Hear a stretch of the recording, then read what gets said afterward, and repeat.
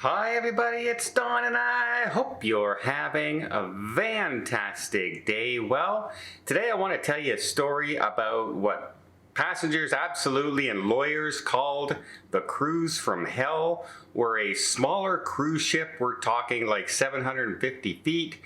Well, 55,000 gross tons, so definitely not like an Oasis class or Icon class ship. And it sailed into a Category 4 Cyclone on a cruise.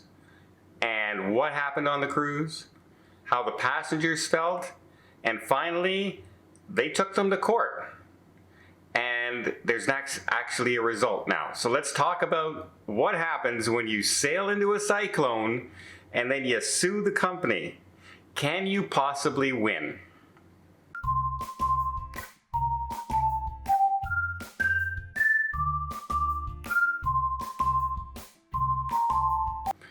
So this happened on the Pacific Aria, and if you were wondering, this is a P&O cruise ship, but if you're a Holland America fan, you may remember it as the Ryan Dam, as this ship was transferred over to P&O through the Carnival Corporation, and in 2017, it was set to go on a cruise from Brisbane to New Caledonia in the South Pacific. Well, sounded like a nice itinerary, 7 days on a pretty nice ship. It was going to Nomu, Lifu Island, and Port Vila. And then you would have 3 days at sea as well. Problem with that was, at this time, there was a cyclone brewing, a tropical storm, Donna. And about 2 days before the cruise was supposed to set sail, it was classified as a Category 1 cyclone.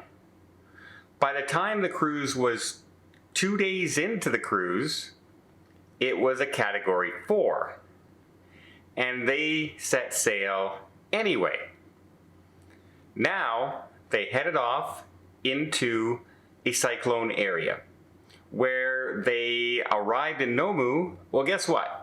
It was already in lockdown. The whole port was in lockdown. There was nothing to do. The shops were closed. Everything was closed. There were no tours.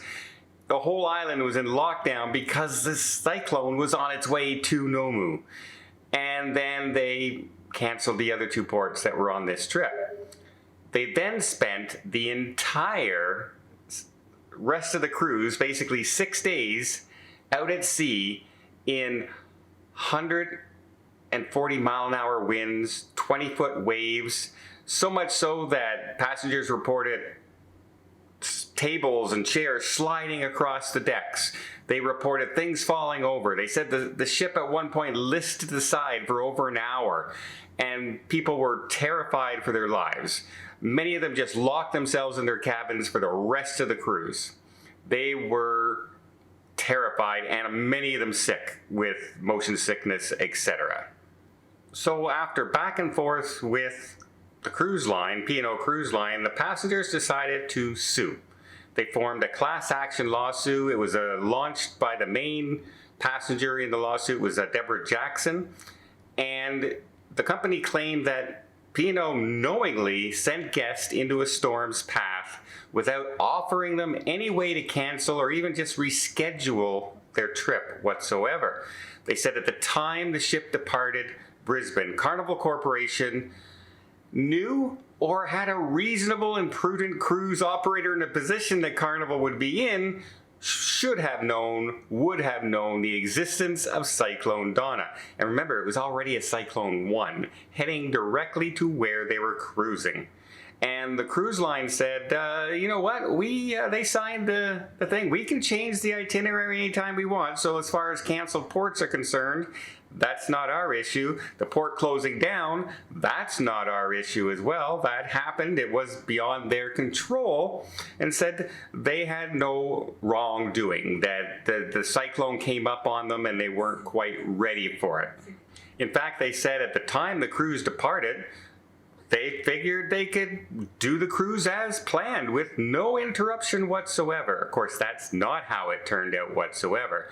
And if you've ever been in rough seas on a small ship like that, you know you feel it way more than you would on the larger ships. And the larger ships feel them pretty much too.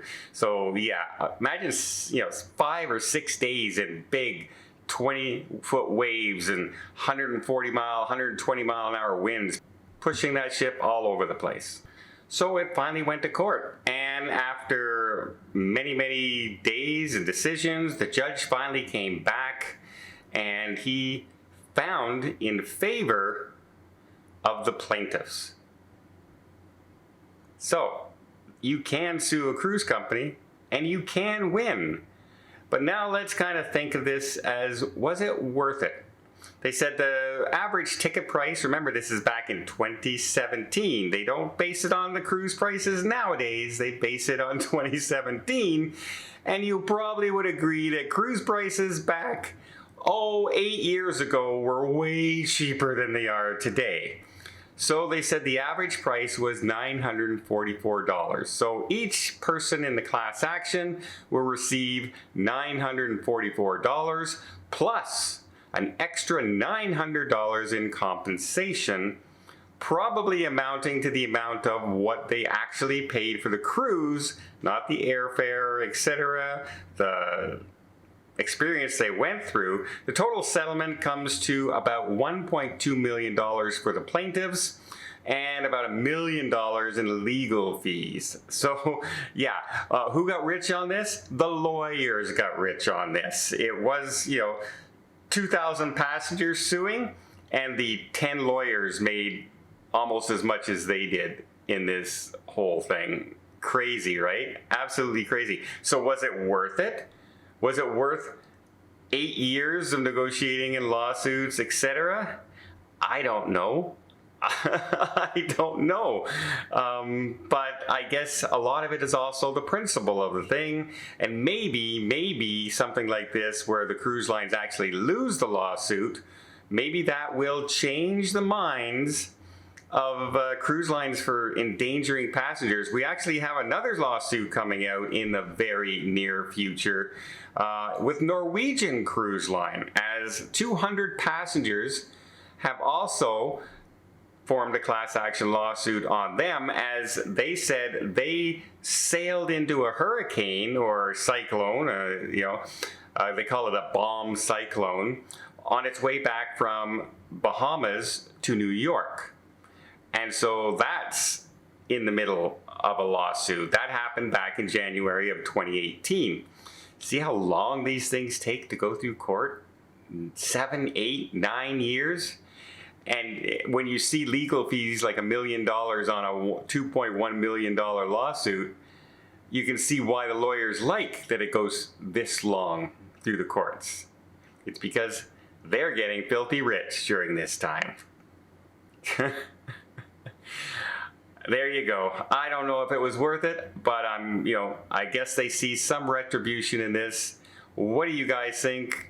Is it worth getting 8 years to get your money back and have to wait and file lawsuits and testimony and things like that? I don't know. It just seems like a pittance. Nowadays, $2.1 million to a cruise line company is nothing. Let me know what you guys think in the comments down below. Until next time, I hope you liked this video. You did, please give it a thumbs up. Want to see more tips, more tricks, more travel vlogs from around the world? Hit that subscribe button. Until next time, have yourself a safe and a great vacation, and avoid those cyclones.